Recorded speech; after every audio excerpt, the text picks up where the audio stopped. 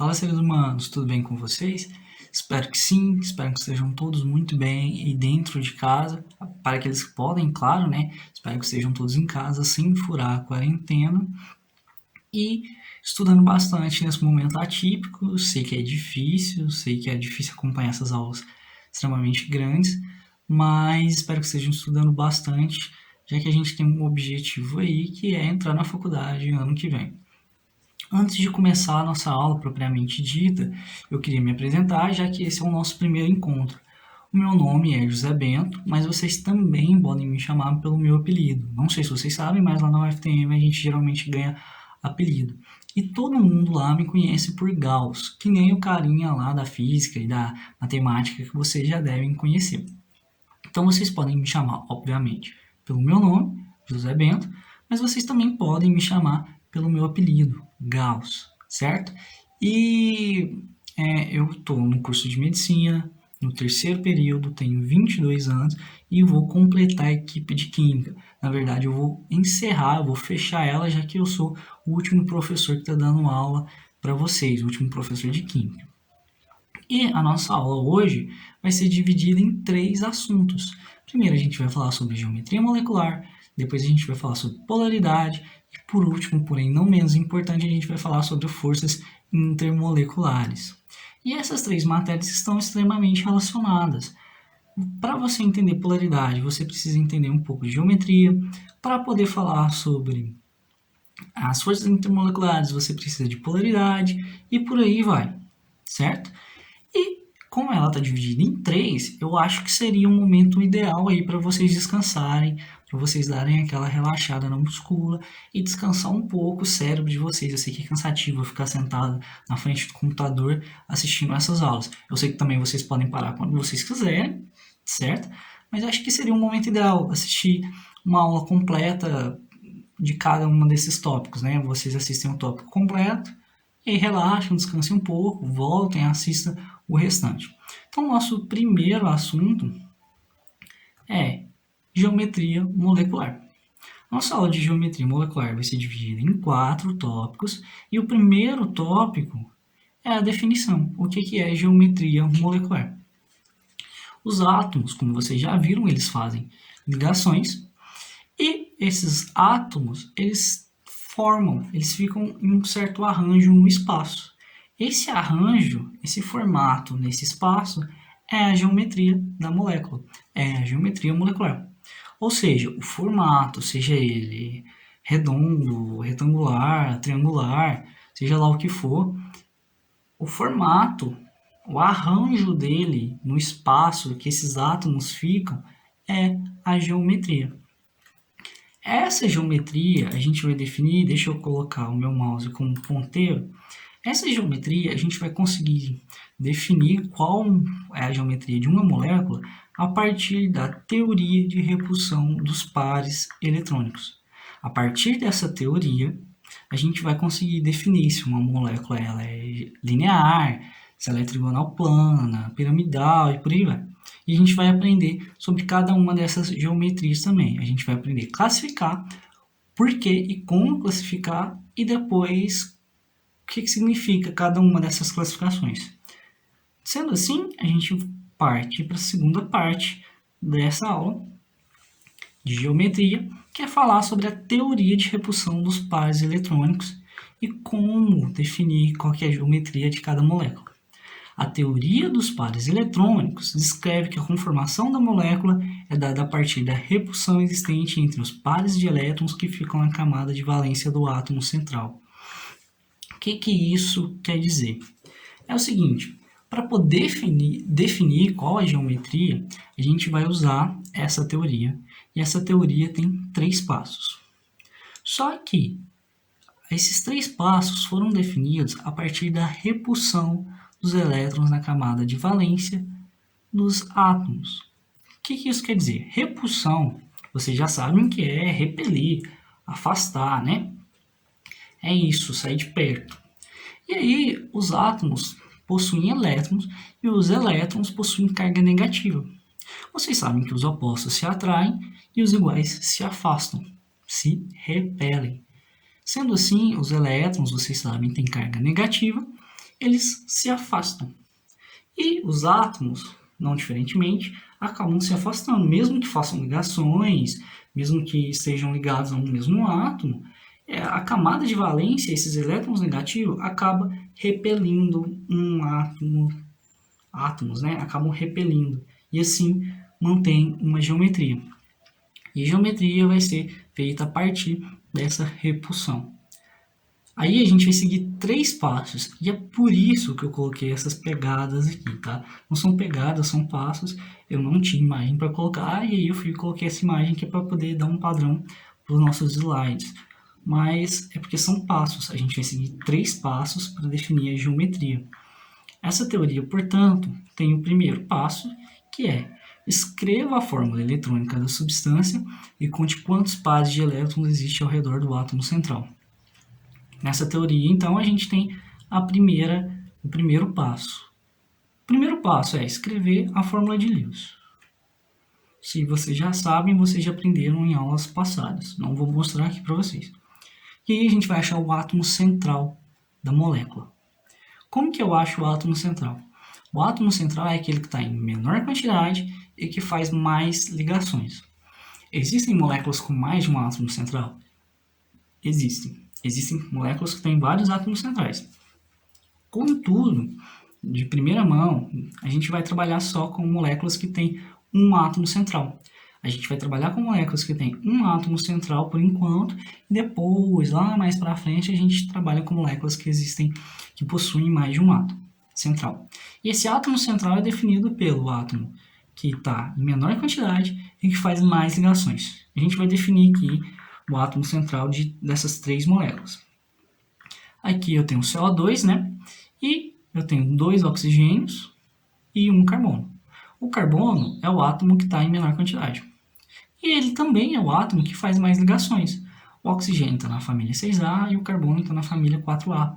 Portanto, o carbono faz 4 ligações e o oxigênio faz apenas 2. Logo, o carbono é o átomo central. Aqui embaixo, nessa molécula aqui embaixo, eu tenho 2 hidrogênios, 1 carbono e 1 oxigênio. Portanto, o que está em menor quantidade é o carbono e o oxigênio. Só que a gente acabou de ver que o carbono está na família 4A e ele faz 4 ligações, mais do que o oxigênio, que faz apenas 2, porque está na família 6A. Isso aí vocês sabem, né?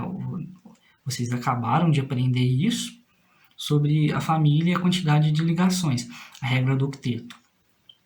Portanto, o átomo central é o carbono. Aqui a gente tem enxofre e oxigênio.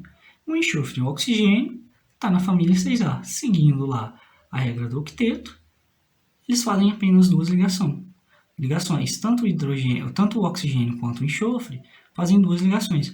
Contudo, o enxofre está em menor quantidade. Ele está aqui em um só. Portanto, ele é o átomo central e a gente achou o átomo central dessas 3 moléculas. Então, o primeiro passo é escrever a fórmula de Lewis e achar o átomo central. E aí, a gente vai contar quantos pares de elétrons existem ao redor do átomo central. Só o átomo central. Os átomos periféricos a gente esquece. Como que a gente conta esses pares? Existem pares de elétrons livres e existem pares de elétrons conjugados. Os pares de elétrons livres são esses aqui, ó. Aqui a gente está falando no geral, tá? Só para demonstrar, só como exemplo. Tá vendo? Ele não está fazendo nenhuma ligação. Portanto, ele é livre. Esse aqui também não está fazendo nenhuma ligação, ele é livre. Esses pares aqui estão fazendo ligações. Sendo assim, é um par de elétrons conjugado. Aqui é livre, aqui é conjugado. Aqui é conjugado, aqui é livre.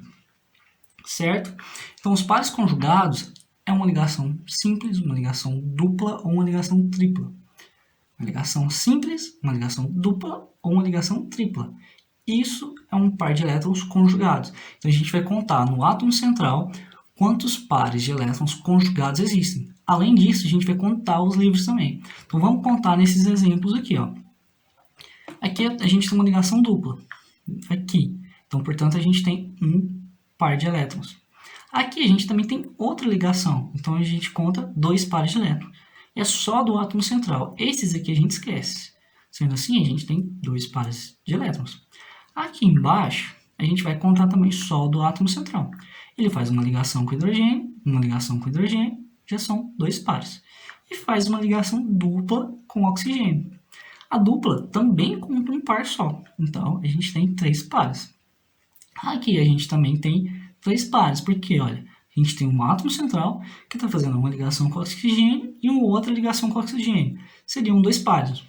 Mas a gente tem que contar os pares livres também, não só os conjugados, que está aqui, ó, ao redor do enxofre, que é o átomo central. A gente conta só dele, hein? Estou ressaltando isso aqui, que é para ficar bem enfatizado e vocês não esquecerem. Então, aqui a gente tem um enxofre, que faz uma ligação com oxigênio, faz outra ligação com oxigênio, 2 pares. Mais o par de elétrons livres, 3 pares. Então, o primeiro passo é esse. Escrever na fórmula de Lewis, achar o átomo central e contar os pares. Pode parecer que é muita coisa? Pode. Mas isso aqui, com a prática, vai ser, ó, vapt-vupt. Vocês bateram o olho, vocês já sabem. Com o tempo, eu vou bater o olho aqui, eu já olho e já sei que o CO2 aqui tem dois pares. Não vou ficar precisando desenhando, circulando, bonitinho, não sei o que. Com exercício, principalmente com exercício, com prática, vocês vão bater o olho e vão fazer isso aqui rapidamente. O segundo passo, e aí eu quero que vocês separem 4 canetas, tá? Esse aqui é um método que eu vi na internet, eu vi com o professor Cabral, achei bem legal e estou trazendo para vocês. Eu fiz algumas modificações para poder encaixar nessa aula, de um modo que eu acho até um pouco mais didático, mas se vocês não entenderam, vocês podem me perguntar, vocês podem me chamar na monitoria, podem me chamar antes da monitoria também, e vocês podem ir atrás do professor Cabral no YouTube também. Então vocês separem 4 canetas, 4 pincéis aí. Vocês vão poder usar caneta no Enem, obviamente, nos vestibulares, e vocês podem levar quantas canetas vocês quiserem. Então, caso vocês esqueçam como resolver, porque assim, conforme a prática, a gente vai bater o olho e vai conseguir resolver isso. Então, não vai precisar das canetas. Mas às vezes você está lá e já tem muito tempo que vocês não viram, mas vocês lembram como usar as canetas. Então, aí vocês podem usar isso durante o Enem, durante o vestibular também. Então, é o seguinte, como que é o passo 2? No passo 2, vocês vão pegar depois que vocês fizerem o passo 1, vocês vão contar quantos pares de elétrons existem. E pegarem as canetas. Existem um par de elétrons só. É assim. Existem 2 pares. Se existem 2 pares, acompanhe aqui o mouse, vai estar no segmento de reta. 3 pares no triângulo equilátero, 4 pares no tetraedro. O que isso quer dizer? Se vocês forem lá e contarem tudo, né, contarem os pares de elétrons, que é o que a gente acabou de fazer no passo 1, vocês vão colocar as canetas numa disposição. É assim. Se vocês pegarem lá, contar e tiver 2 pares de elétrons, vocês vão segurar a caneta assim, pincel assim. Se vocês forem lá, contar e tiver 3 pares de elétrons, vocês vão fazer assim. Deixa eu segurar certinho aqui. Assim. Tá vendo que se eu riscar aqui as pontas, juntar as pontas, eu formo um triângulo equilátero? Quer dizer, era para ser um equilátero, né? Tá mais para isósceles, mas enfim, é um triângulo. E se forem 4 pares, eu faço assim. Tá vendo que eu monto uma pirâmide se eu seguir tudo aqui? Olha, se eu seguir essas pontas. Sempre coloca a ponta para fora, porque no próximo passo isso vai ficar mais fácil. A gente vai usar essas pontas. Então é o seguinte, foi lá, primeiro passo, achou o átomo central, contou quantos pares de elétrons existem. Existem 2 pares de elétrons. Assim. Existem 3 pares de elétrons. Assim. Existem 4 pares. Assim. Certo? Sem segredo nenhum. E aí a gente parte para o terceiro passo, que é achar a geometria. O que a gente vai fazer? A gente vai contar quantos pares de elétrons existem e depois a gente vai contar quantas ligações existem. Para ficar mais didático, a gente vai fazer um exemplo de todos os modelos aqui. Porém, primeiro a gente vai fazer desse aqui, ó, que é para poder explicar como que a gente faz. É o seguinte, primeiro passo, coloquei a fórmula de Lewis, achei o átomo central, enxofre. Contei quantos pares de elétrons existem. 1, 2, 3. Sejam eles livres, sejam eles conjugados. A gente já fez isso aqui. E aí a gente tem 3 pares. Se tem 3 pares, a gente vai pegar as canetas e colocar em elas desse jeito aqui, ó. A gente vai colocar elas desse jeito. E aí eu vou contar quantos pares existem e quantas ligações existem. Existem 3 pares de elétrons. 3 pares de elétrons. E quantas ligações existem que acompanham o mouse? 1, 2. Aqui em cima, eu tenho uma nuvem eletrônica, um par de elétrons livres. Aí, eu preciso tirar aqui. É assim, ó.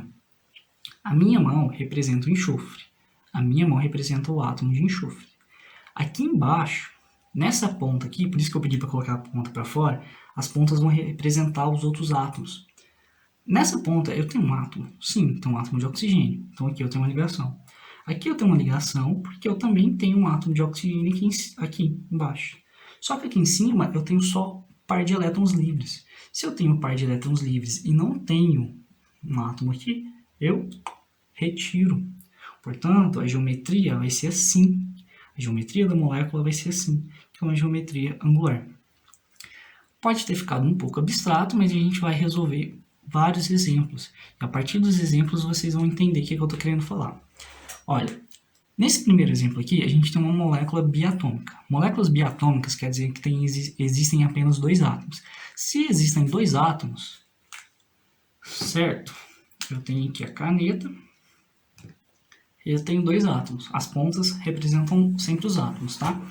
Então eu tenho aqui um átomo e tenho um outro átomo. Existe uma geometria diferente dessa para 2 átomos? Não, não existe. Ela é linear.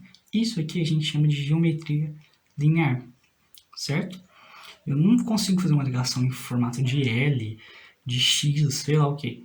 Ela é linear. Portanto, se eu tenho 2 átomos, a geometria vai ser linear. Contudo, se eu tenho moléculas com 3 átomos, que são triatômicas, aí a gente já vai precisar usar o método da caneta, tá? Estou arrumando aqui minhas canetas. É o seguinte, vamos aqui para o próximo exemplo. Eu tenho aqui o dióxido de carbono, a gente já colocou ele na fórmula de Lewis, e vai achar o átomo central. O átomo central é o carbono. Então eu vou contar quantos pares de elétrons existem. 1, 2. Se existem 2 pares de elétrons, eu vou pegar as canetas e vou colocar elas assim. Vou colocar elas assim, porque existem 2 pares. Se existem 2 pares, eu vou analisar agora.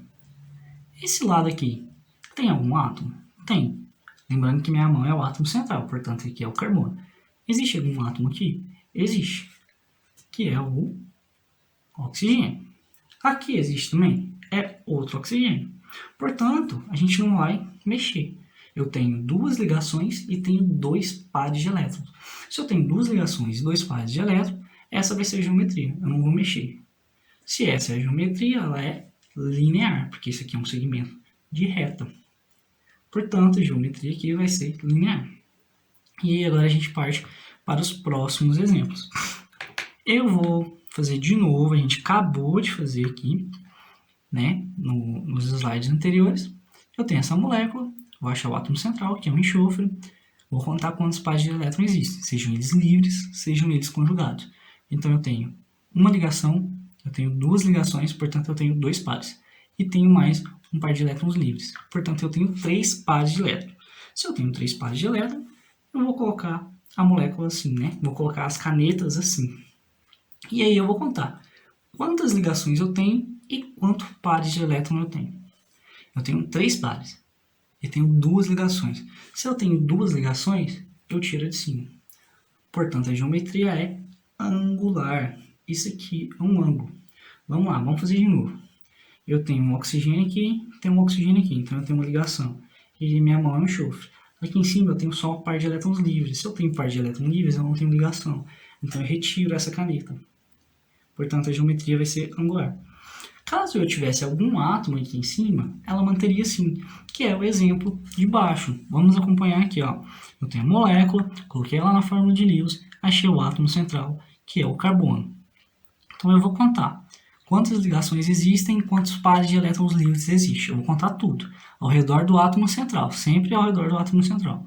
Então tem aqui uma ligação, 2 ligações, 3 ligações. Então eu tenho 3 pares de elétrons. Não tenho pares de elétrons livres, portanto, é só as ligações. Então, tenho um par de elétrons conjugados, 2 pares de elétrons conjugados, 3. Se eu tenho 3 pares no total, pego a caneta e coloco ela assim. E eu vou olhar, quantas ligações eu tenho? 3. Quantos pares de elétrons eu tenho? 3. Se eu tenho 3 pares de elétrons e 3 ligações, eu não modifico, eu não mexo em nada. Portanto, a ligação vai ser assim, certo? Eu tenho um átomo central aqui, que é o carbono. Aqui eu tenho um hidrogênio, aqui eu tenho um hidrogênio, isso aqui é a ligação carbono-hidrogênio, carbono-hidrogênio. Aqui em cima eu tenho um oxigênio, portanto essa é a ligação do oxigênio, e aqui está o oxigênio, carbono-oxigênio. A geometria vai ser assim. E essa geometria a gente chama de trigonal plana. Essa vai ser a geometria trigonal plana. Sempre vai ser assim. Eu tenho 3 pares de elétrons, certo? Fui lá, montei o primeiro passo, contei os pares de elétrons, tal. 3 pares de elétrons. Se eu tenho 3 pares de elétrons, eu vou colocar a caneta assim. Se eu tenho 3 ligações, eu deixo assim, não modifico, não faço nada. Se eu tenho apenas 2 ligações, eu tiro de cima, e aí a geometria vai ser angular. Se eu tenho 3 ligações e 3 pares de elétrons, vai ser assim, vai ser trigonal plano. E a gente parte para os próximos exemplos e últimos, que são os 4 pares, né? Então vamos lá. Primeiro exemplo aqui. Eu tenho a molécula de água, acho o átomo central, que é o oxigênio, e conto quantos pares de elétrons existem, sejam eles livres, sejam eles conjugados. Então eu tenho 1, 2, 3, 4. Ao redor do átomo central eu tenho 4 pares. Se eu tenho 4 pares, eu vou montar as canetas assim. Certo? Então é assim, ó. Eu tenho 2 pares, eu pego 2 canetas. Eu tenho 3 pares, eu pego 3 canetas. Eu tenho 4 pares, eu pego 4 canetas. Certo? Então eu coloquei elas assim. E aí eu vou contar quantos pares de elétrons eu tenho. 4. 4 pares. Quantas ligações eu tenho? 2 ligações só. Se eu tenho 2 ligações, eu tiro a de cima e eu tiro uma de baixo. Portanto, eu tenho uma geometria angular. Olha, vamos voltar aqui. Tenho 4 pares de elétrons. 4 pares de elétrons. E aí eu vou analisar. Aqui em cima eu tenho algum átomo? Não, não tem. Portanto, eu tiro. Aqui embaixo eu tenho algum átomo? Não, portanto, eu tiro. Mas aqui eu tenho um hidrogênio. E aqui eu também tenho um hidrogênio. Então, não tiro essa caneta. E a geometria vai ser assim, vai ser angular. Vamos para o próximo exemplo. Geometria angular a gente já viu, né? Então, vamos para o próximo exemplo aqui. Eu tenho nitrogênio e 3 hidrogênios. Montei aqui a fórmula de Lewis, achei o átomo central, que é um nitrogênio, e vou contar quantos pares de elétrons existem. Existem 1, 2, 3, 4. Então, existem 4 pares de elétrons. Se existem 4 pares de elétrons, eu pego as 4 canetas e monto essa geometria. Certo? Se eu tenho 4 pares, eu tenho 4 canetas. E aí, eu vou contar quantas ligações eu tenho. Quantas ligações eu tenho? 3. Se eu tenho 3 ligações, eu tiro de cima. Pronto. Essa geometria é uma geometria piramidal. A gente chama essa geometria de piramidal, porque eu tenho um nitrogênio aqui, aqui eu tenho um hidrogênio e outro hidrogênio. E forma uma pirâmide, certo? Então, vamos para o próximo exemplo. Aqui eu tenho um carbono e 4 hidrogênios. Vou achar o átomo central, carbono. Vou contar quantos pares de elétrons existem aqui, sejam eles livres, sejam eles conjugados. Então vamos lá. 1, 2, 3, 4. Se existem 4, eu pego 4 canetas. Então tá assim, 4 canetas. E aí eu vou contar quantas ligações eu tenho. 4. Se eu tenho 4 ligações e 4 pares, eu não modifico. Se eu não modifico, a geometria vai ser essa. E qual geometria que é essa? Tetraédrica. Essa é uma geometria nova, a gente ainda não viu. Então é isso aqui, ó, forma um tetraedro. Então é isso que a gente vai chamar de geometria tetraédrica. Então vamos lá, vamos repassar tudo. Eu tenho 4 pares. Se eu tenho 4 pares, eu coloco as canetas assim, nessa disposição. Tenho 4 pares, 4 ligações. Não modifico, vai ficar assim. Eu tenho 4 pares e 3 ligações. Eu tiro de cima. Vai ficar piramidal. Eu tenho 4 pares e tenho apenas 2 ligações. Eu tiro uma, eu tiro 2. A ligação vai ser assim. Eu tenho apenas 3 pares. Se eu tenho apenas 3 pares, vai ser assim. Eu tenho 3 pares e 3 ligações. Não modifico. Vai ficar desse jeito, vai ser trigonal plano. Eu tenho 3 pares e 2 ligações. Portanto, vai ser assim, vai ser angular. Não muda em nada. eu tenho dois pares. Se eu tenho dois pares, vai ser assim, vai ser linear.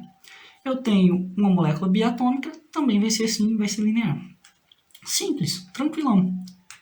E aí a gente acaba os métodos, são esses 3 passos. Podem parecer grandes, né, completos, como eu te falei, complexos, como eu já tinha falado, porém, com a prática, com os exercícios, vai ficar mais simples, vai ficar mais rápido, vai ficar mais tranquilo. A gente parte aqui agora só para falar um pouquinho dos modelos, certo? A gente tem aqui um modelo linear, que é assim. Os modelos lineares são com moléculas biatômicas ou triatômicas, ou seja, com moléculas que têm um átomo ou dois átomos ou 3 átomos aqui, ó. Lembra, né? Eu falei que aqui, vamos supor que aqui tem uma tampa de caneta. Então tem um átomo aqui, biatômica. Mas pode ser triatômica também. 1, 2, 3 átomos. E aí, essa angulação aqui, ó, é de 180 graus. Aqui faz 180 graus. Na angular, a geometria vai ser assim, que também é com moléculas triatômicas. Essa angulação aqui, ó, é de 120 graus. Contudo, a gente tem que ter cuidado com a água. A água é uma molécula diferente, vocês vão ver que ela sempre vai ser exceção para tudo, toda hora vai ter uma exceção na água, e ela tem 104 graus. 104 graus e 5 minutos, se não me engano. É algo assim, mas é 104 graus. Então é diferente, mas o restante é 120 graus. Trigonal plana, como a gente pode observar aqui, ó, tem 4 átomos. 1, 2, 3, 4. São moléculas tetraatômicas e contém essa geometria. A angulação também é de 120, certo? Essa angulação aqui também é de 120 e ocorre em moléculas tetraatômicas. Moléculas tetraatômicas também podem estar na geometria piramidal. Por que existe essa diferença? Por exemplo, vamos falar primeiro sobre angular. Eu tenho uma molécula triatômica e ela pode ser assim, linear, ou ela pode ser assim, angular. Por que existem essa diferença? Na triatômica, que não tem nuvem eletrônica aqui, não existem pares de elétrons livres, não existe repulsão. Porque aqui existem elétrons na camada de valência e aqui também existem outros elétrons na camada de valência. E aí, se eu mexo nisso, se eu tenho aqui elétrons, aqui eu tenho carga negativa e aqui eu tenho carga negativa. E os opostos se atraem, e os iguais se afastam. Se aqui é negativo e aqui é negativo, isso aqui vai se afastar, vai se repelir, certo? Por isso que ele fica nessa conformação. Mas se eu não tenho nuvem eletrônica aqui, se eu não tenho par de elétron, ela fica assim. Do mesmo modo, ocorre com a trigonal plana. Se eu não tenho pares de elétrons livres, ela fica assim. Mas se eu tenho pares de elétron, existe uma repulsão e ela acaba que fica assim, mesmo tendo a mesma quantidade de átomos que 4. E a gente parte agora para os últimos modelos, que é o tetraédrico, que eu já mostrei para vocês, que é assim, são moléculas pentatômicas, elas têm 1, 2, 3, 4, 5 átomos, certo?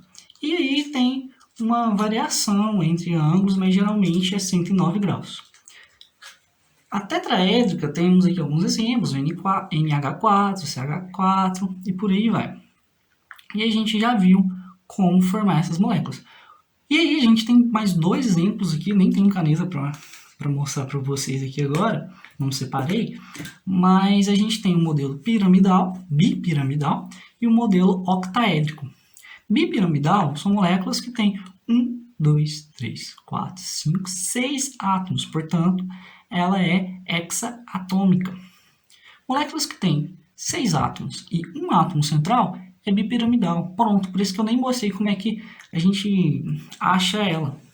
Sendo assim, molécula que tem um átomo central e 6 átomos no total, 5 átomos ao redor desse átomo central, ela vai ser bipiramidal. Aqui a gente tem um octaédrico que tem 7 átomos. 1, 2, 3, 4, 5, 6, 7. Um átomo é o átomo central. E a gente tem 6 átomos ao redor. Então é uma molécula heptaatômica, ela é heptaatômica, e ela tem aqui 7 átomos, sendo 6 ligados a um átomo central só. Então, se tem um átomo central e tem 6, se ela tem 7 átomos e tem um átomo central, ela é uma molécula octaédrica. E a gente encerra os modelos. e vai para o exercício, que é a última parte de geometria molecular. Aqui tem um exercício da PUC e vamos responder esse exercício. De acordo com a teoria de repulsão dos pares eletrônicos da camada de valência, os pares de elétrons em torno de um átomo central se repelem e se orientam para o maior afastamento angular possível, que foi o que eu mostrei para vocês, né? Acabei de mostrar aqui para vocês. Eles podem ser assim, mas se tiver uma repulsão, eles vão acabar ficando assim e por aí vai. Com base nessa teoria, é correto afirmar que a geometria molecular do fosfano é pH3. Né? O fosfano pH3 é adaptada porque eu mudei essa molécula aqui, coloquei o fosfano porque a molécula que estava aqui, a gente já tinha usado bastante em exemplos anteriores, então não teria nenhuma novidade. Então a gente vai resolver esse exercício é muito simples. Vamos lá, pH3. Eu vou colocar na forma de Lewis, vocês sabem como fazer isso, vou achar o átomo central. O átomo central é aquele que está em menor quantidade e que tem mais ligações. O hidrogênio é da família 1A, faz uma ligação, e aqui a gente tem o fósforo. O fósforo, né, ele está fazendo 3 ligações. E aí, portanto, e está em menor quantidade, portanto, ele é o átomo central. Como ele é o átomo central, a gente vai contar os pares de elétrons que estão ao redor só dele. A gente vai contar aqui 1, 2, 3, 4. Por que 4? Porque a gente conta os livres e os conjugados. Se tem 4 pares, a gente coloca as canetas assim. Se tem 4 pares, a gente pega 4 canetas e faz essa geometria. E aí a gente parte para o último passo. O último passo é quantos pares de elétrons existem e quantas ligações existem. Existem 4 pares de elétrons. E quantas ligações existem? 1, 2, 3. Se existem 3 ligações, eu tiro a caneta de cima, certo? Se eu tirei essa caneta, a gente tem essa geometria, e essa geometria é a piramidal, certo? Porque aqui eu tenho uma nuvem eletrônica, eu não tenho um átomo. Se eu não tenho um átomo, eu não tenho uma ligação, eu tiro a caneta de cima. Se eu tivesse apenas 2 ligações, eu tirava essa. Como eu tenho 3, era assim, certo? Vamos repassar? A gente montou tudo, achou o átomo central, contou quantos pares de elétrons existem. Existem 4. Se existem 4, eu pego 4 canetas, coloco assim. E aí, eu conto quantas ligações? 3 ligações só. Se eu tenho só 3 ligações e 4 pares, eu tiro a caneta de cima. Se eu tiro a caneta de cima, eu tenho uma geometria piramidal. Portanto, a gente vai olhar as alternativas e vai encontrar que a alternativa certa é a alternativa B.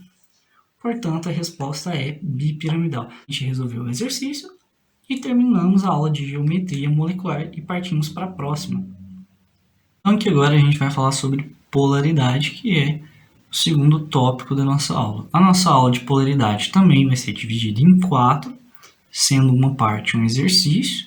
E a primeira coisa que a gente vai falar é polaridade de ligações. Antes da gente entender sobre polaridade de ligações e polaridade de moléculas, a gente precisa entender aqui o que são polos. Quando uma ligação, uma molécula adquire polos positivos e negativos, isso torna a molécula ou a ligação polar. Quando ela não adquire um lado positivo e um lado negativo, quando não tem isso, a gente fala que é uma molécula ou uma ligação apolar. E a primeira coisa que a gente vai falar é sobre polaridade de ligações. As ligações só, entre um átomo e outro. Depois, quando a gente tiver a estrutura inteira de uma molécula, aí sim a gente vai falar sobre a polaridade dela. Mas primeiro a gente precisa entender a polaridade de ligações para depois entender a polaridade de moléculas. Então, segue aqui o slide. Vamos ler. As ligações químicas podem ser classificadas como apolares ou polares. Quando 2 átomos compartilham elétrons em uma ligação covalente, essa ligação pode ser apolar ou polar, dependendo se há ou não diferença de eletronegatividade. Ligações iônicas, por sua vez, sempre serão classificadas como polares. Então, o que isso quer dizer? Que eu só vou analisar se ela é apolar ou polar ligações covalentes. Se eu tiver com uma ligação iônica, eu já sei que ela é polar, ela forma polos. Portanto, Eu olhei, é um composto iônico. Olhei lá a ligação, é uma ligação iônica. Sendo assim, é uma ligação polar. Mas eu peguei uma molécula lá, ligações covalentes, e aí eu vou precisar analisar se ela é polar ou apolar. E como que a gente vai analisar isso? A gente vai analisar a partir da diferença de eletronegatividade. Eletronegatividade é uma propriedade da tabela periódica, acompanhe o mouse, que vocês já viram, eu sei que vocês já viram isso nas últimas aulas, porém, vale ressaltar que eletronegatividade é a tendência que um átomo tem em atrair elétrons em uma ligação, certo? Logo, a gente olha aqui e a gente vê que alguns elementos têm uma capacidade maior de atrair elétrons do que outros, como o flúor, que é o elemento mais eletronegativo da tabela periódica. E aí a gente vai analisar a diferença. Como que eu sei que existe diferença de eletronegatividade? Se eu tenho aqui o flúor e aqui eu tenho o hidrogênio, eu tenho um elemento extremamente eletronegativo e um pouco eletronegativo. Então existe uma diferença entre eles. Esse aqui, que é o flúor, tem uma maior tendência de atrair elétrons do que esse aqui, que é o hidrogênio. Agora, se eu tenho cloro e tenho aqui cloro, eu não tenho diferença, porque são um mesmo elemento. Não existe diferença que um não consegue atrair mais elétron do que o outro, porque são iguais, eles vão atrair de forma igual. E aí, a partir dessa diferença que a gente vai falar se ela é covalente ou não. Covalente apolar ou polar, tá? Perdão aí a confusão. Então, vamos aqui para o próximo slide e vamos ler, que isso aqui vai ficar fácil, vocês vão entender muito bem. Ligação covalente apolar ocorre entre átomos do mesmo elemento químico e, portanto, não apresentam diferença de eletronegatividade. E aqui a gente tem dois exemplos e um terceiro nas imagens que fica mais fácil de entender. Olha, quando eu tenho elementos iguais se ligando, eu vou falar que é uma ligação covalente apolar. Pronto. Só que eu preciso entender por que ela é apolar, porque eu posso vir a explicar depois em algum exercício. Algum exercício pode perguntar de vocês também por que ela é considerada apolar, certo? Mas para fazer exercícios que só pergunta se a ligação é polar ou apolar, a única coisa que vocês vão precisar ver é: faz ligação entre os mesmos elementos? Sim, portanto é apolar. Aqui do lado eu tenho um flúor, né, nas imagens. Eu tenho aqui um flúor ligado a outro flúor. Se eu riscar aqui ao meio, se eu cortar, eu vou ver que essa imagem é simétrica. Não existe diferença entre eles. É o mesmo elemento e não existem polos. Como não existem polos, não existe uma maior tendência de atrair elétrons do que o outro, porque são elementos iguais, eu classifico ela como covalente apolar. Porém, como está aqui nessa imagem, se eu tenho um flúor ligado a um hidrogênio, são elementos diferentes. A gente acabou de ver que o flúor é o elemento mais eletronegativo da tabela. Portanto, ele consegue atrair muito elétron. E como ele vai atrair muito elétron, que tem uma carga negativa, ele vai adquirir uma carga negativa parcial. A gente vai chamar isso aqui de um polo negativo. Aqui a gente vai chamar de polo positivo, um polo parcial positivo. Então, a gente vai representar por essa letra aqui e por esse símbolo, que é delta mais. A gente vai chamar isso aqui de polo positivo. Sendo assim, aquele que é mais eletronegativo, a gente vai chamar de delta negativo. É o polo negativo. E a gente vai criar um vetor, uma seta, aqui, ó, que sempre vai do positivo para o negativo. Por que eu preciso dessa seta? Por que eu preciso nomear esses polos? Porque mais para frente, quando a gente for falar sobre polaridade de molécula, a gente vai precisar desse vetor e dessas setas, tá? Vamos para o próximo exemplo aqui, que é lítio e flúor. São elementos iguais? Não. Então eu sei que é uma ligação covalente polar. Mas por quê?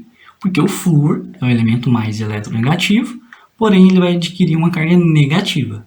E o lítio é um elemento que atrai menos elétron, portanto ele tem uma eletronegatividade menor do que o flúor. Sendo assim, ele tem uma carga parcial positiva, mostrada aqui nessa simbologia. O flúor é o polo negativo, portanto. E aí a gente cria um vetor que sempre vai do positivo para o negativo, ou seja, do eletronegativo de menor tendência para o que tem maior eletronegatividade. Então, se a gente for olhar aqui esse diagrama, a gente consegue entender mais fácil ainda. A gente vai precisar só seguir esse diagrama para poder definir se ela é polar ou apolar. Eu peguei um composto iônico, então eu sei que tem ligação iônica, eu sei que é uma ligação polar. Porém, se eu pego lá uma molécula e eu observo que tem ligações covalentes, aí eu vou falar se ela é apolar ou polar. E eu vou seguir esse diagrama. Se são átomos com diferença de eletronegatividade, ou seja, são átomos diferentes, se são átomos diferentes, existe diferença de eletronegatividade. É uma ligação polar. Porém, se são átomos iguais, se eles são iguais, não existe diferença de eletronegatividade. Sendo assim, é uma ligação apolar. E a gente pode classificar essas ligações também diante da diferença de eletronegatividade. Quanto maior for a diferença de eletronegatividade, mais polar será a ligação. Vou dar um exemplo prático aqui para vocês. Eu tenho o flúor e eu tenho o oxigênio, os dois elementos mais eletronegativos da tabela. Então eu não tenho uma diferença muito grande entre eles, porque são os dois maiores. Porém, se eu tenho o flúor e o hidrogênio, que é o primeiro e o último lá naquela ordem que a gente viu agora há pouco, eu tenho uma diferença muito grande. Se eu tenho uma diferença muito grande, a polaridade será maior ainda do que flúor e oxigênio. E é isso. Assim a gente acaba a polaridade de ligações e parte para a polaridade de moléculas, que é um pouquinho mais complicado, mas continua sendo simples, tanto quanto a polaridade de ligações.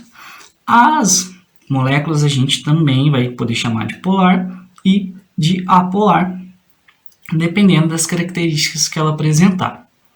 E aí a gente tem dois métodos para definir se uma molécula é polar ou apolar. O primeiro método é o uso de vetores.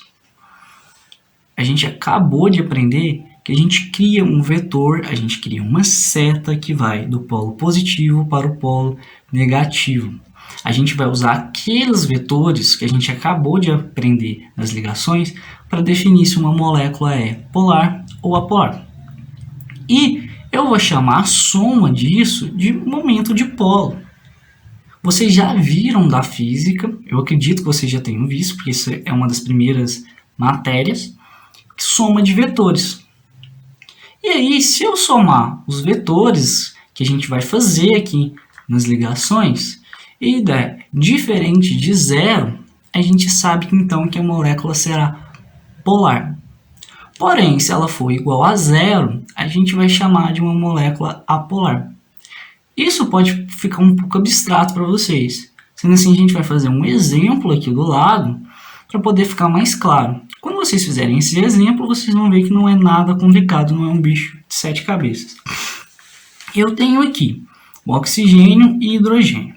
Qual que é o elemento mais eletronegativo? O oxigênio. Portanto, ele vai adquirir carga negativa e o hidrogênio carga positiva. Então, a gente vai desenhar aqui, escrever isso. Se eu já coloquei aqui e eu sei que o vetor a gente cria do positivo para o negativo, eu vou criar um vetor aqui.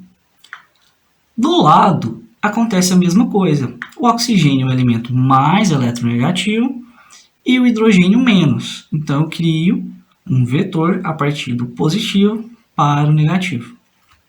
Lá da física, acredito que vocês já tenham visto, soma de vetores. Se eu somar esses dois vetores, eu vou ter um vetor resultante assim, para cima, certo? Então, se eu estou empurrando uma coisa assim, e essa mesma coisa assim, se eu faço força junto, eu levo ela para cima, e não assim ou assim, certo? A soma de um vetor. Esse é o vetor resultante, vai para cima. Esse vetor resultante, portanto, ele é diferente de zero. Logo, o momento de polo, a gente chama essa letra aqui grega mi de momento de polo, vai ser diferente de zero, porque eu tenho um vetor resultante diferente de zero aqui.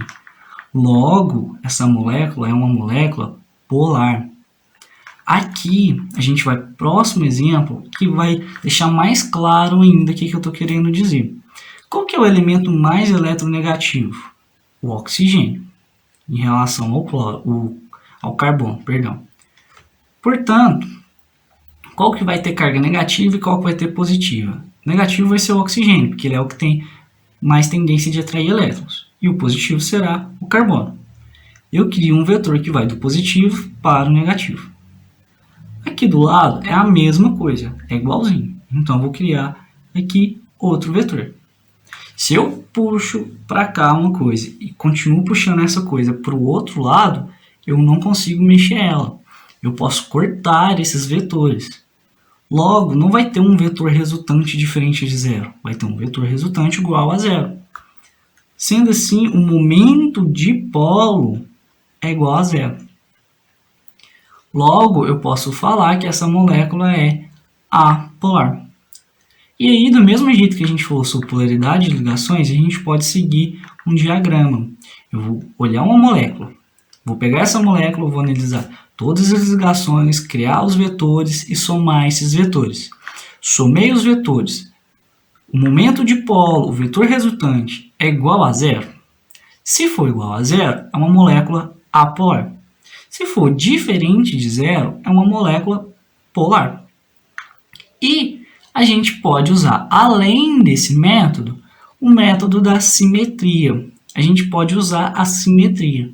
Porém, vale ressaltar um negócio. Quando a gente fala sobre o uso de vetores, a gente vai conseguir usar em todas as moléculas. Todas, sem ressalva. Porém, no uso da simetria, a gente só vai conseguir usar em moléculas que têm um átomo central. Aquela que tem apenas um átomo central, a gente consegue usar o uso da simetria, o método da simetria. Se tiver mais de um, a gente não consegue. Porém, em exercícios desse tipo, o principal, são com um só. E esse é mais fácil, é um uso mais tranquilo. Como que a gente faz? É o seguinte, se você tem uma molécula, você vai analisar essa molécula. Se ela tiver, você vai achar primeiro o átomo central. Achou o átomo central, a gente vai analisar as ligações.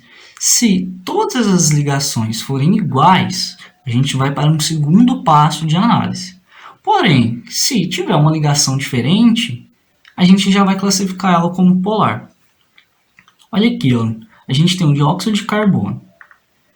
Se tem todas as ligações ao redor do átomo central são iguais, eu vou para um seguinte passo, vou para um próximo, que eu vou ensinar para vocês. Porém, vamos supor que esse oxigênio aqui é um enxofre, na verdade. A gente vai trocar aqui o oxigênio por enxofre. Então, eu tenho oxigênio de um lado e enxofre do outro. Sendo assim, eu vou chamar isso aqui de uma molécula polar, porque ela é polar. Se essas ligações são diferentes, eu já sei que ela é polar. Porém, são ligações iguais. Então, a gente vai para um próximo passo. A gente acabou de ver lá em geometria o que são pares de elétrons livres. E a gente vai analisar isso. Se tiver átomos, se tiverem aqui pares de elétrons livres, eu vou falar que a molécula é polar. Se não tiver, ela é apolar. Por exemplo, vamos aqui em cima. Eu vou analisar as ligações ao redor do átomo central. Eu já achei que o átomo central é oxigênio e vou analisar as ligações. São átomos iguais, são hidrogênio. Portanto, eu vou para o segundo passo. Eu vou no átomo central e vou olhar se existem nuvens eletrônicas, pares de elétrons livres aqui. E, pelo que eu estou vendo, existe. A gente sabe que existe aqui. Portanto, essa é uma molécula polar. Agora, se a gente analisar aqui, ó, passando um carro da polícia, perdão, gente. Se eu analisar aqui, existe um carbono, que é o átomo central, e eu vou olhar as ligações ao redor do átomo central. Eu tenho oxigênio e eu tenho oxigênio. não são átomos diferentes, então eu ainda não sei se ela é polar ou apolar. Não posso classificar. Vou no átomo central e analiso. Existem nuvens eletrônicas aqui? Existem pares de elétrons livres? Não. Como não existem pares de elétrons livres aqui, eu sei que essa molécula é apolar. No próximo slide, isso aqui está escrito para vocês. Olha, a molécula apolar será classificada como molécula apolar aquela que possui apenas átomos iguais ao átomo central e não possuir nuvem eletrônica. Ou seja, é o que eu acabei de mostrar para vocês, é o que eu acabei de explicar. Eu vou pegar uma molécula que tem um átomo central só e vou analisar. Ao redor dela, todas as ligações são iguais? Então, eu preciso ver isso. Sim, é. E aí eu olho ao redor do átomo central. Existem nuvens eletrônicas? Não, não existem. Portanto, é polar. Ao contrário, a gente vai falar sobre molécula polar. Será classificada como molécula polar aquela que possui diferentes átomos ligados ao átomo central e ou possuir pelo menos uma nuvem eletrônica. Vou lá, peguei a molécula, analisei as ligações ao redor do átomo central. São ligações diferentes, são átomos diferentes, portanto ela é polar.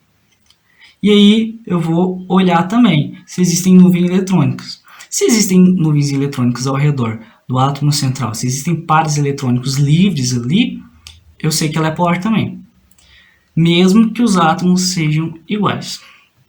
A gente vai falar agora sobre solubilidade.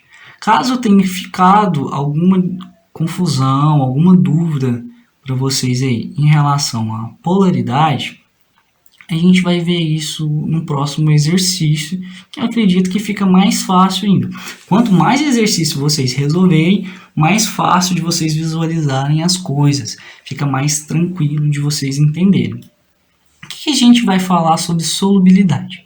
Mais para frente vocês vão ter aula disso, só disso, vocês vão falar bem mais especificamente sobre isso, vocês vão entrar mais no assunto. Porém, eu já quero dar uma introduzida aqui rápida, tranquila, sobre algo, que é o seguinte. Na solubilidade, a gente tem soluto e solvente. Soluto e solvente, tá? É igual leite e Toddy, certo? O leite, eu coloco o Toddy nele. O Toddy é o soluto. O leite é o solvente, que é o que está escrito aqui no slide.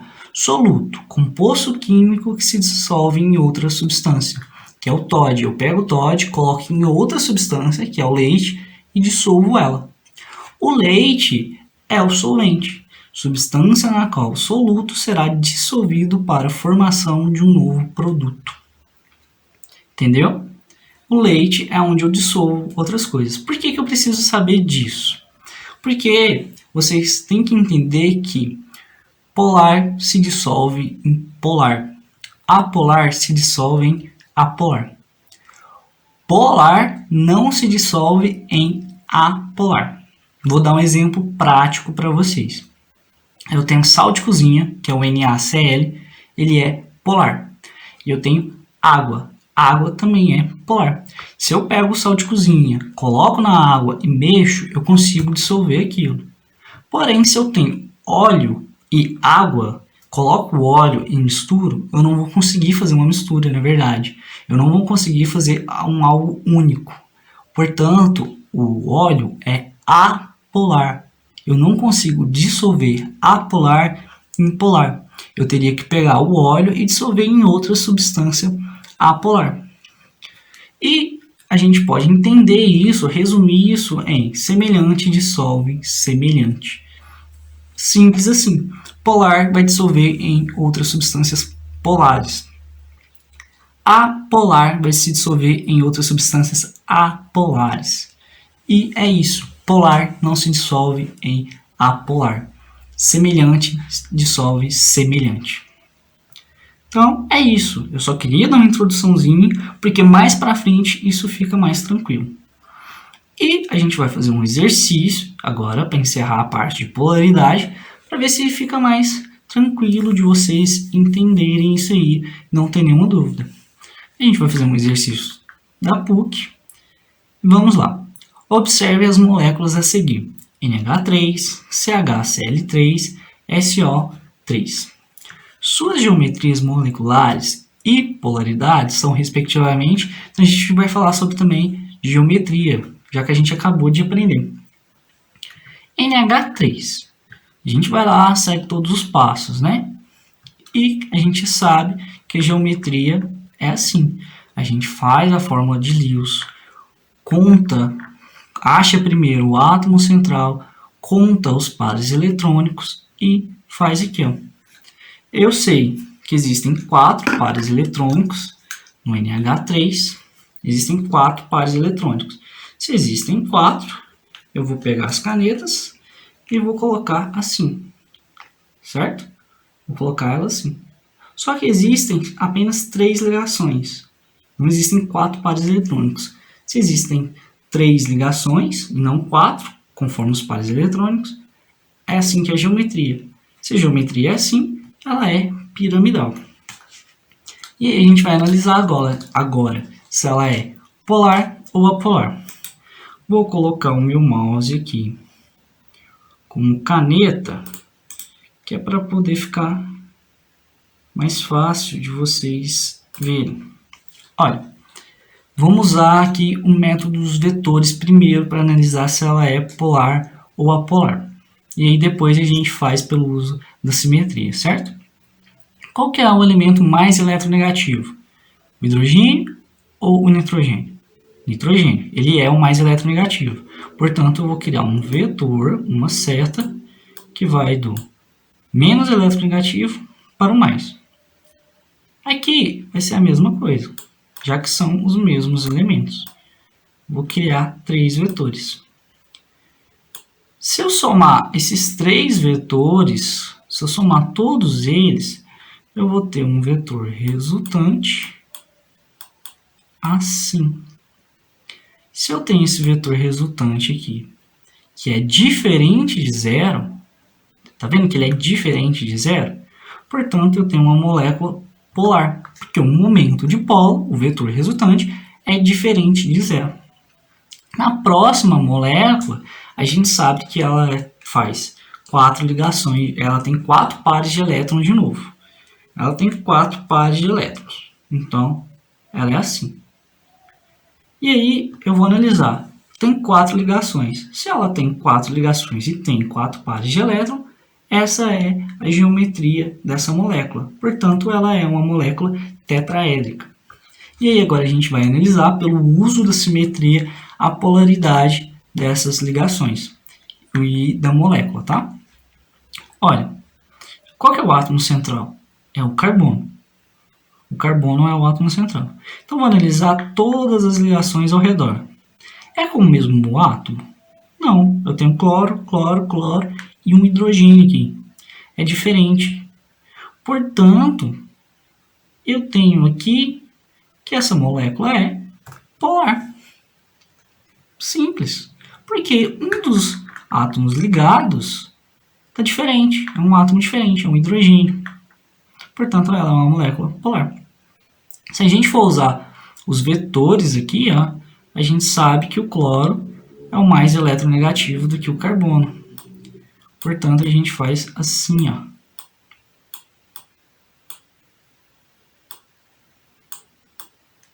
Certo? E o carbono é mais eletronegativo do que o hidrogênio. Portanto, a gente vai ter um vetor resultante aqui, ó. A gente vai ter esse vetor resultante, que é diferente de zero também, portanto, é uma molécula polar. Se a gente quiser também usar o uso da simetria aqui no NH3, olha, para ficar mais tranquilo, para vocês não terem dúvidas, eu tenho aqui 3 átomos de hidrogênio ligados ao nitrogênio. Portanto, eu vou para o segundo passo, já que todos os átomos são iguais. Existe nuvem eletrônica aqui ao redor do nitrogênio? Existe. Existem uma nuvem eletrônica aqui, ó. Um par de elétrons livres. Sendo assim, ela é polar. Vamos para o último exemplo. Aqui a gente vai fazer só uso de vetores, que eu acho bem mais tranquilo. Montei aqui, né, a molécula. Eu sei que ela faz 3 ligações. E ela também tem 3 pares de elétrons ao redor do átomo central. Ela tem 3 pares de elétrons ao redor do átomo central. E faz 3 ligações. Eu vou tirar algum deles? Não. Sendo assim, esse é o formato. É um trigonal plano, geometria trigonal plana. E agora eu vou falar sobre a polaridade dessa molécula.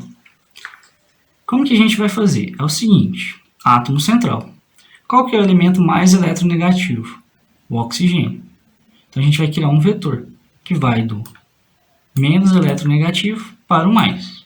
Aqui a mesma coisa, do menos para o mais, do menos para o mais. Se eu vier aqui e somar esses dois vetores, eu tenho esse vetor resultante. Porém, eu posso cortar esse vetor e esse vetor. Certo? Então, aqui o momento de polo vai ser igual a zero. O vetor resultante é igual a zero. Portanto, ela é uma molécula apolar. Sei que eu falei que eu ia fazer só o uso dos vetores, mas vamos falar sobre o uso da simetria também. Eu olhei aqui ao redor do átomo central e vi que todas as ligações são iguais. É o oxigênio. Portanto, eu vou para o segundo passo. Vou analisar o átomo central e ver se existem nuvens eletrônicas livres. Existem aqui pares de elétrons livres? Não. Se não existe, ela é uma molécula apolar. E a gente vai agora ver as alternativas para poder responder, tá? Olha, primeiro sobre o NH3. A gente vai analisar aqui as alternativas. A gente sabe que ela é uma molécula piramidal. Portanto, a letra A está errada, a letra C está errada e a letra D está errada. A gente já eliminou aqui 3 alternativas, sobrou 2. E a gente sabe que ela é uma molécula polar.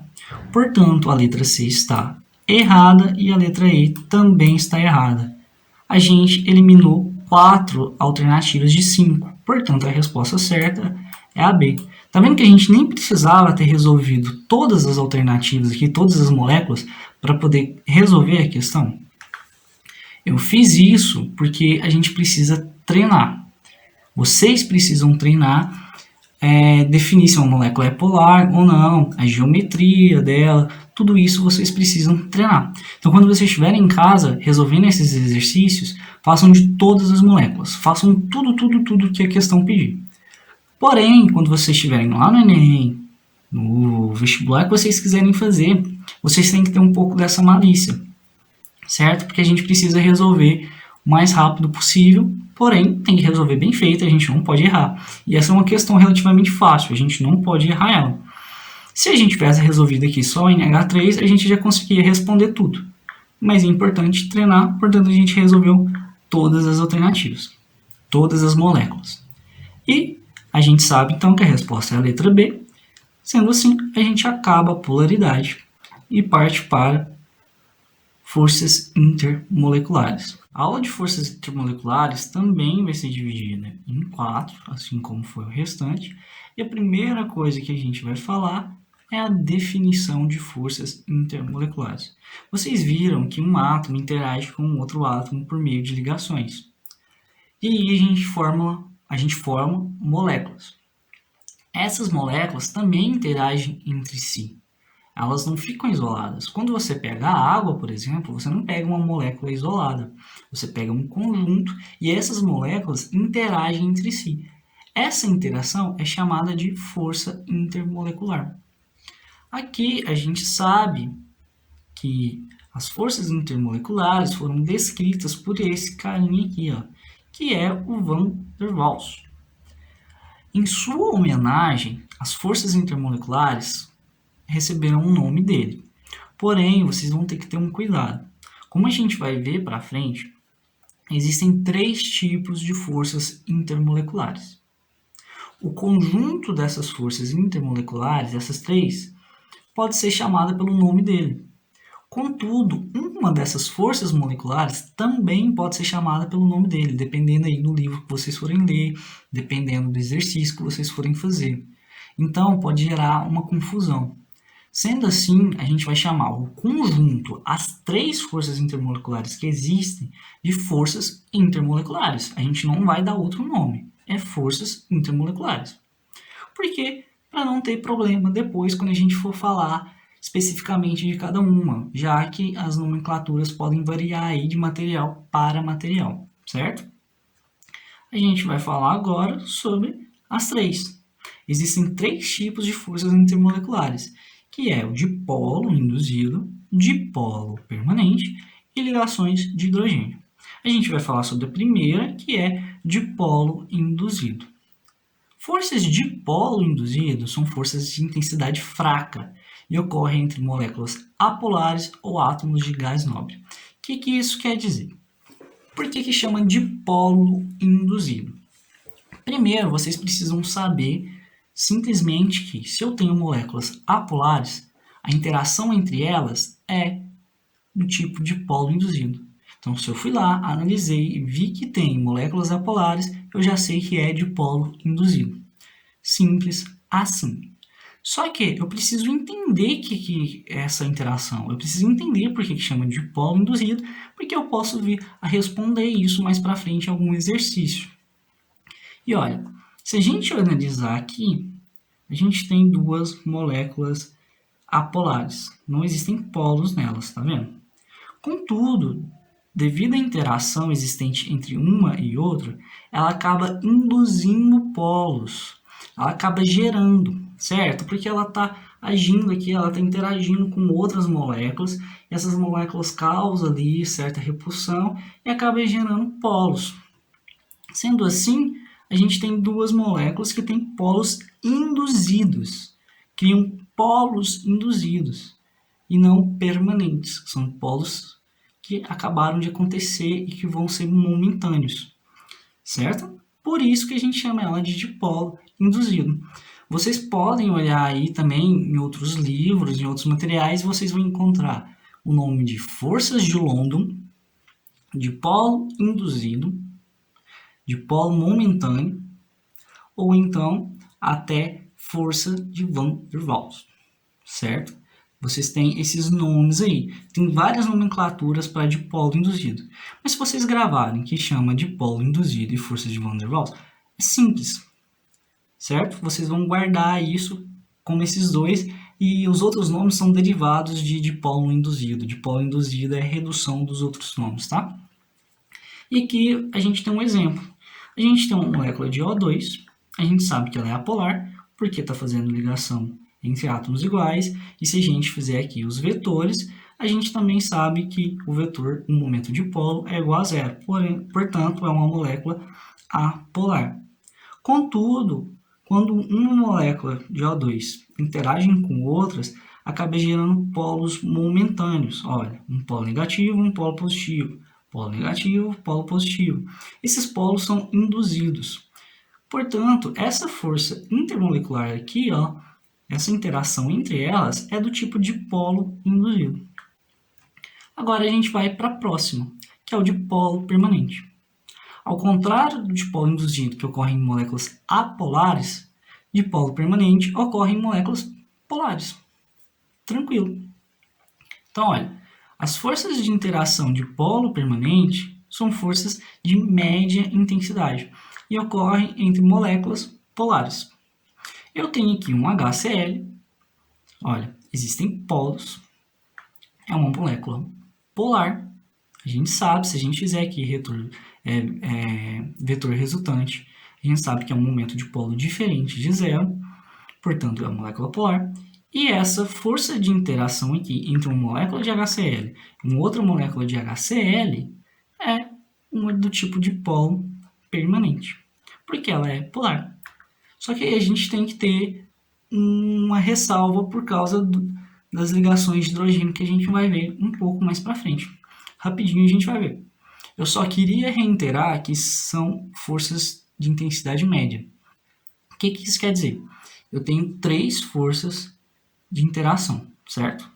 Então, eu tenho dipolo induzido, dipolo permanente e tenho ligações de hidrogênio. As ligações mais fracas são dipolo induzido. A gente leu isso no slide anterior. As de força de intensidade média é a permanente. Por que chama permanente? Porque aquele polo já existia, porque são moléculas polares, certo? Então, é um polo permanente, ele sempre vai induzir, ele não é momentâneo, ele sempre vai existir. E aí a gente vai falar agora sobre ligações de hidrogênio. As ligações de hidrogênio são forças intermoleculares de forte intensidade, que foi o que eu acabei de falar. Existem fraca, média e forte. A mais forte é a ligação de hidrogênio. E que ocorrem quando um átomo de hidrogênio está diretamente ligado a um átomo de flúor, oxigênio e nitrogênio. Os elementos mais eletronegativos da tabela é o flúor, o oxigênio e o nitrogênio. A gente costuma chamar de FON, para não esquecer. O FON, flúor, oxigênio e nitrogênio. Quando existe um hidrogênio ligado diretamente ao FON, a gente fala que é uma ligação de hidrogênio.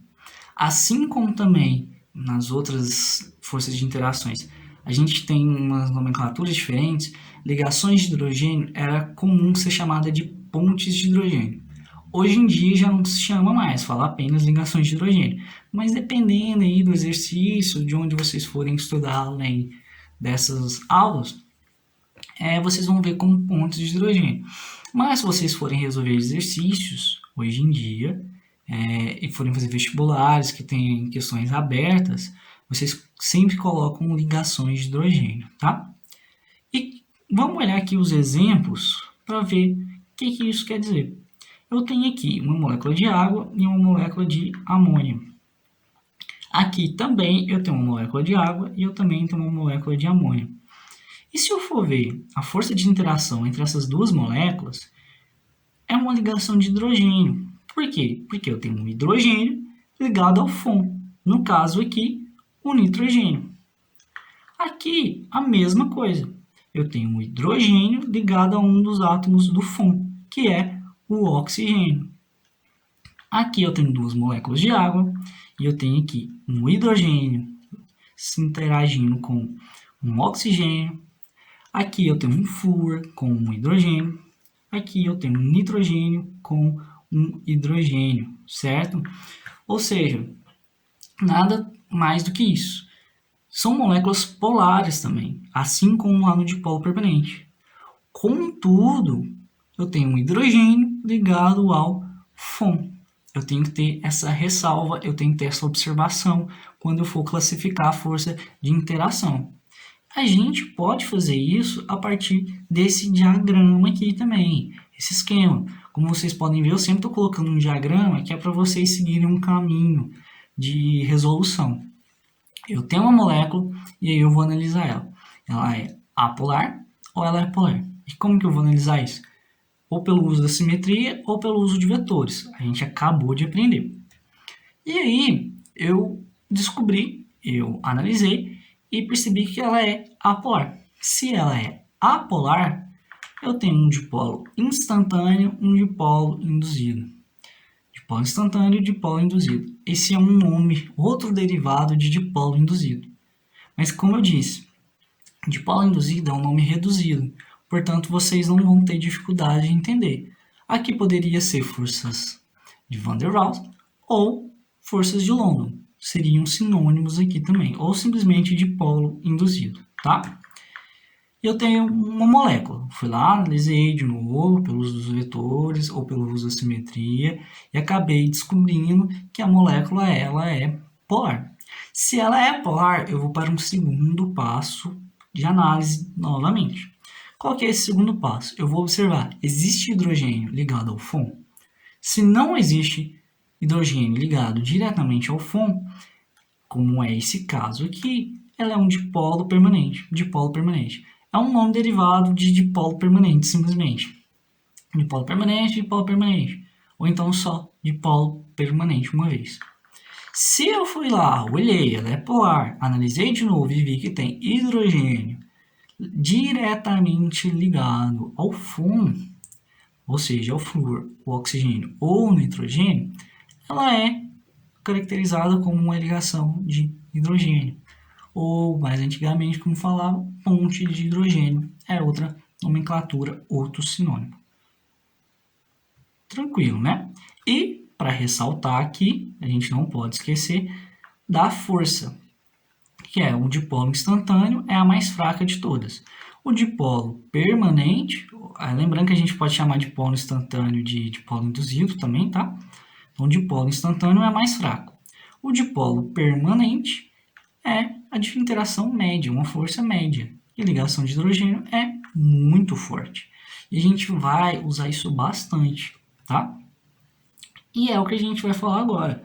A gente vai falar sobre ponto de ebulição. Muitas vezes vocês vão se deparar com exercícios que vão te dar lá 4 moléculas e vai te perguntar qual que tem maior ponto de ebulição. E às vezes são moléculas que vocês nunca viram na vida. Vocês não sabem as características delas. E vamos ser bem sinceros, vocês não vão decorar aqui coisas sobre as moléculas, vocês não vão decorar as características de todas as moléculas. Não tem condição, não tem como. E aí e como que eu vou saber se qual que é o maior ponto de ebulição, qual que é o maior ponto de fusão, qual que é a ordem das 4? Vai ser a partir da polaridade, e aí depois da polaridade a gente vai analisar as forças intermoleculares. Analisando essas forças intermoleculares, a gente vai saber qual que é que tem maior ponto de ebulição, qual que é que tem menor, e por aí vai. Como que a gente faz isso? Olha, eu acabei de falar para vocês que dipolo induzido tem forças fracas, dipolo instantâneo, força média, e ligações de hidrogênio, forças altamente fortes, né? E aí, eu vou analisar a partir disso. Se eu fui lá, olhei, a molécula é apolar, se ela é apolar, ela é dipolo induzido, ela é fraca, a interação é fraca.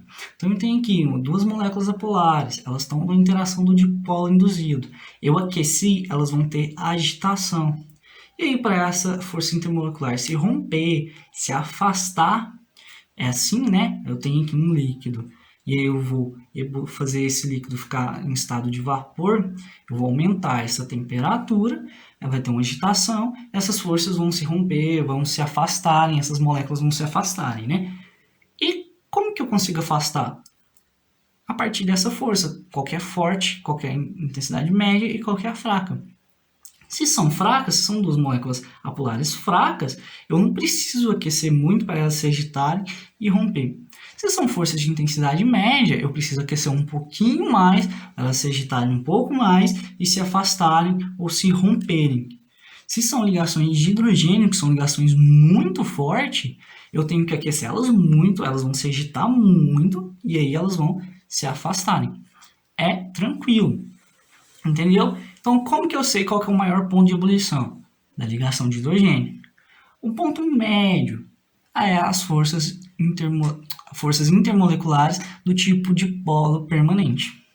Forças fracas, que é o dipolo induzido, vai ter uma temperatura mais baixa. Contudo, vocês podem se deparar com alguns exercícios também que vão te dar lá um composto iônico. Composto iônico é muito difícil. Você tem que aquecer muito. Sendo assim, ele é o que tem maior ponto de ebulição entre essas 4, né? Que no caso seria as forças intermoleculares e um composto iônico. Sal de cozinha de novo. Se eu for aquecer o sal de cozinha e aquecer a água, qual que eu vou ter que aquecer mais? O sal de cozinha.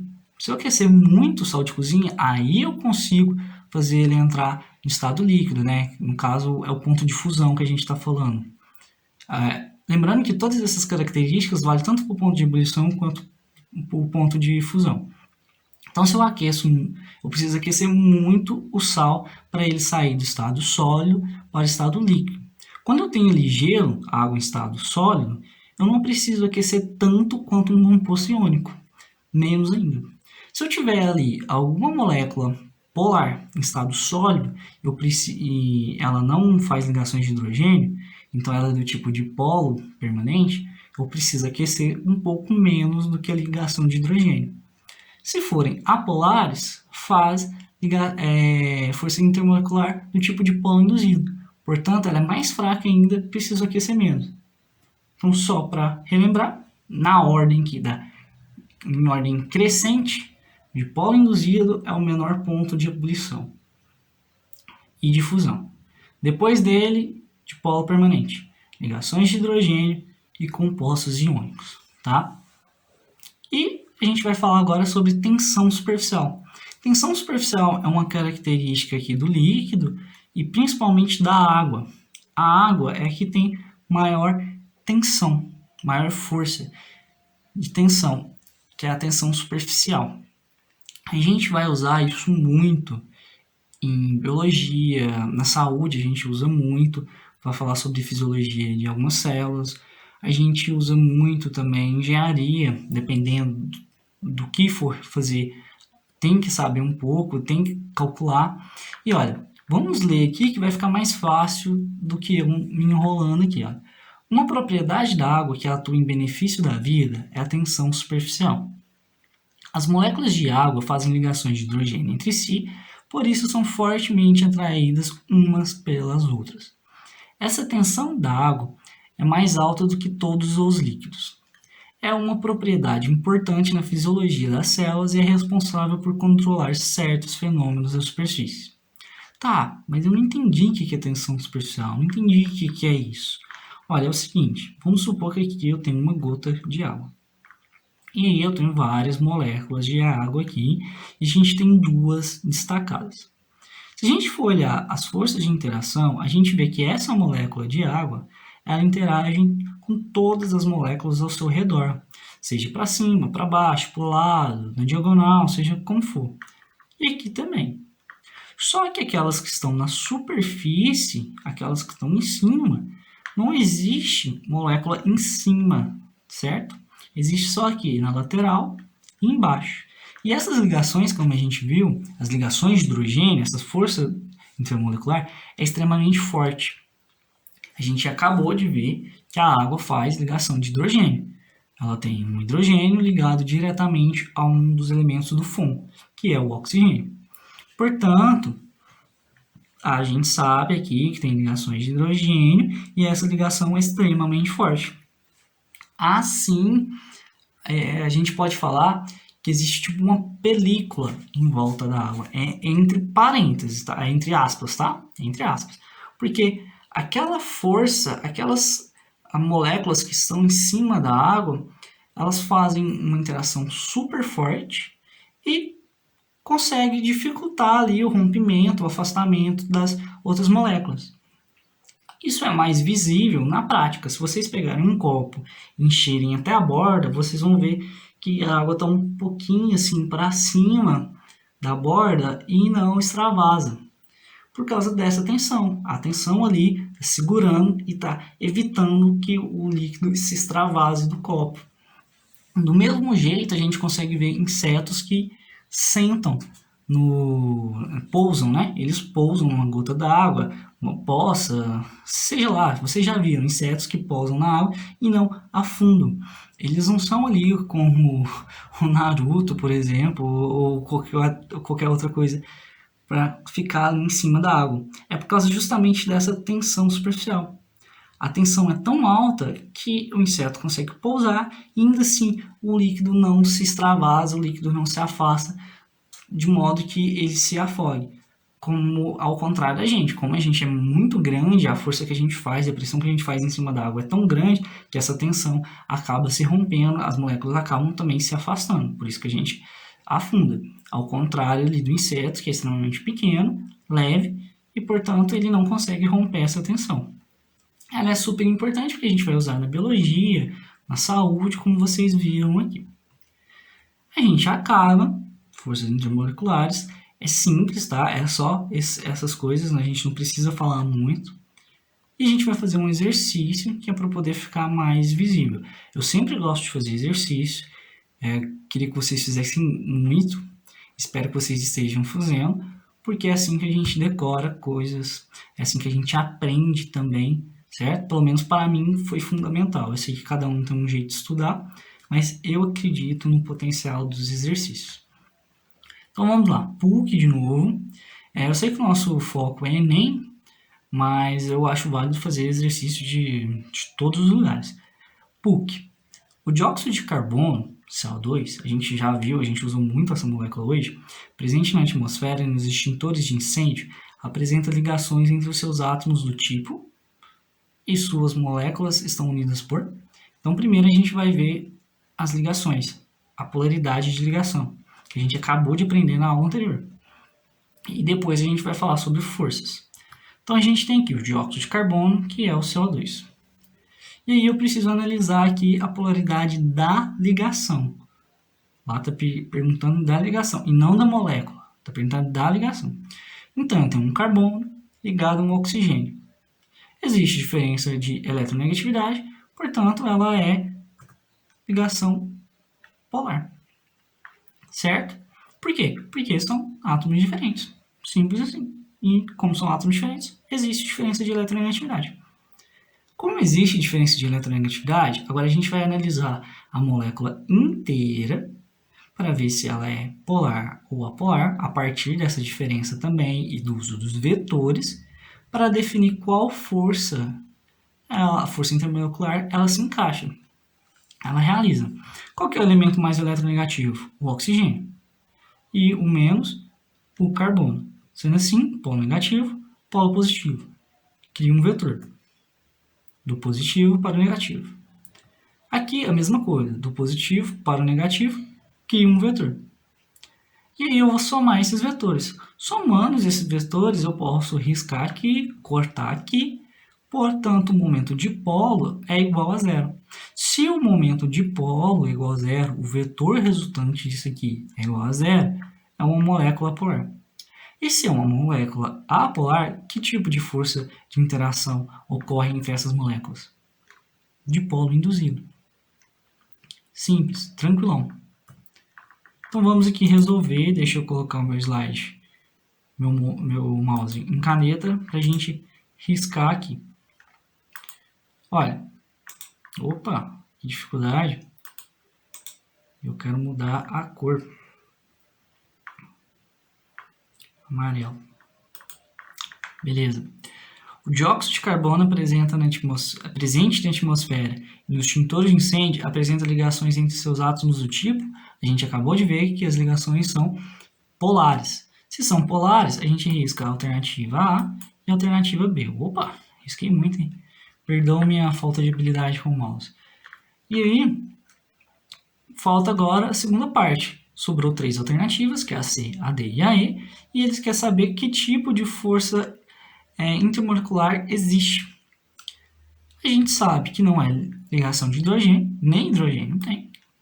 Então não é ligação de hidrogênio. E aí a gente tem forças de Van der Waals e atração de polo.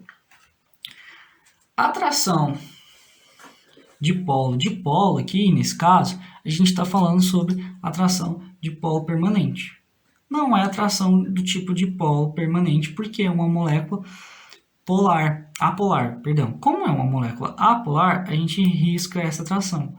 Força de Van der Waals é um sinônimo para atração de polo induzido, certo? Vocês já aprenderam isso. Sendo assim, a resposta certa é a alternativa D. Esse é um sinônimo, por isso que a gente tem que ter cuidado. O conjunto dessas forças, essas 3 forças, a gente vai chamar de forças intermoleculares. Aí, cada uma dessas forças existem sinônimos. Mas a gente vai sempre lembrar de polo induzido, de polo permanente e ligações de hidrogênio. Esse é o principal nome, tá? E aí, como que eu vou guardar esse tanto de um nome? Nossa, tem muito nome para cada um. É fazendo exercício. Conforme vocês forem fazendo exercício, vocês vão guardando isso. Certo? A alternativa certa é a D. E aí, a gente termina nossa aula. A gente acabou ela. E aqui tá as referências. Eu uso esses 3 livros, que é o Canto, a Marta Reis e o Usberco. E as imagens eu gosto de pegar do Brasil Escola. Não uso muito o conteúdo, mas as imagens são muito boas. Esses 3 livros aqui são livros didáticos, geralmente usados nas escolas. É bem comum usar esses 3, um desses 3, né? E eu sei que não é fácil ter eles, não é fácil ter eles disponíveis. Só que eu tenho o privilégio de ter esses livros porque meus pais são professores. E aí eu queria falar para vocês que eu aproveitei esse privilégio, aproveitei essa oportunidade de ter esses livros e sabendo que nem todo mundo tem acesso, sabendo que nem todo mundo consegue esses livros, seja fisicamente ou em modelo digital. E eu fiz um resumo a partir desses 3 livros, principalmente Marta Reis e do Tito Canto. É, assim, usei também os Bergo e aproveitei então. Então, tudo que eu falei nessa aula tá escrito um resumo também que eu fiz e vou colocar lá no Drive para vocês.